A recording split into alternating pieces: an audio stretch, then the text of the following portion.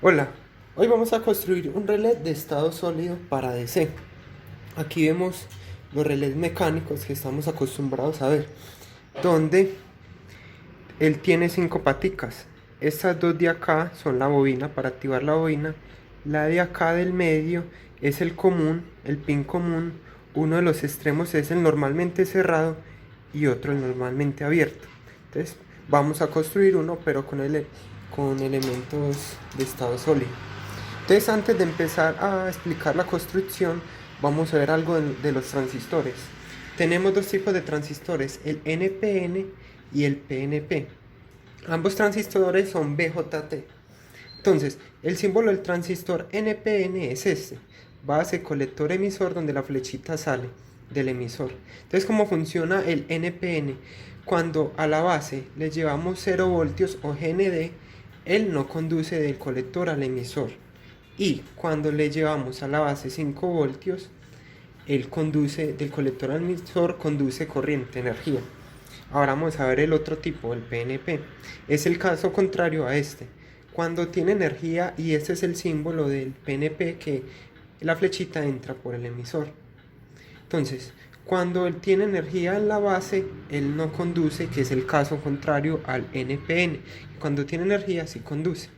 Y en el PNP, cuando tiene 0 voltios o GND en la base, conduce. Entonces son dos tipos de transistores que con este vamos a hacer el relé. Entonces como vemos acá, es un relé más que todo para DC. ¿Por qué? Porque estos de acá, aunque se utilizan mucho en corriente alterna, pero también en directa. Para este caso tiene más aplicaciones en DC. Entonces, como vimos ahorita, el símbolo pues tiene dos bobinas, el común, el normalmente cerrado y el normalmente abierto. Entonces, yo he hecho, digamos que como una similitud, haciendo el circuito dentro de un relé, donde tenemos las bobinas, el común, el normalmente cerrado y el normalmente abierto. Entonces, ¿cómo funciona? La parte de acá, que aquí vemos, es el control, es decir, como si activáramos las bobinas. Y esta parte para este lado, la de acá, es la potencia. Esta parte de acá que maneja más corriente para DC. Entonces, ¿cómo funciona? Tenemos dos transistores. Ese es el PNP 2N3906 y el NPN 2N3904. Entonces, con estos dos vamos a hacer el control de la parte potencia. Entonces, cuando acá, en este punto, le ponemos 0 voltios, funciona el circuito de arriba, funciona este transistor y este activa este transistor MOSFET de acá. Entonces, ¿qué quiere decir? Que acá, si hay 0 voltios, se mantiene en este estado, es decir, que deja pasar energía por ese punto, el normalmente cerrado. Y el común de nosotros para este caso va a ser la alimentación de 12 voltios.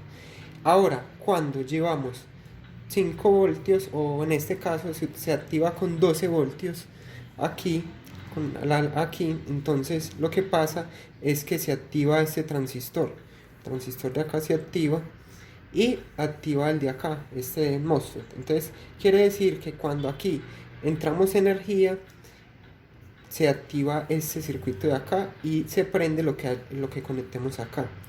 Como si lo hubiéramos en un relé. Cuando damos energía, ¿qué es lo que pasa? Se pasa la patica para acá, para normalmente cerrado. Entonces, prácticamente hemos hecho la misma función de un relé mecánico a uno de estado sólido. Entonces ahora vamos a verlo en funcionamiento. Entonces yo acá hice pues el circuito. Lo único que tiene diferente este circuito con este es que le puse un LED acá a ambos transistores, los de control, para ver cuándo switchea. Pero solo es el mismo, el resto es lo mismo. Entonces lo vamos a ver funcionando. Entonces ahí lo va a conectar. Entonces vemos que, como dije, si no tiene energía, en este caso el pulsador de acá, este es el que le da energía, 12 voltios. Entonces como no tiene energía, se prende normalmente cerrado, este de acá, que en este caso le coloqué dos LED de alta potencia. Y si le doy energía, oprimo, se prende esta parte de abajo, que conecté 3 simples LEDs.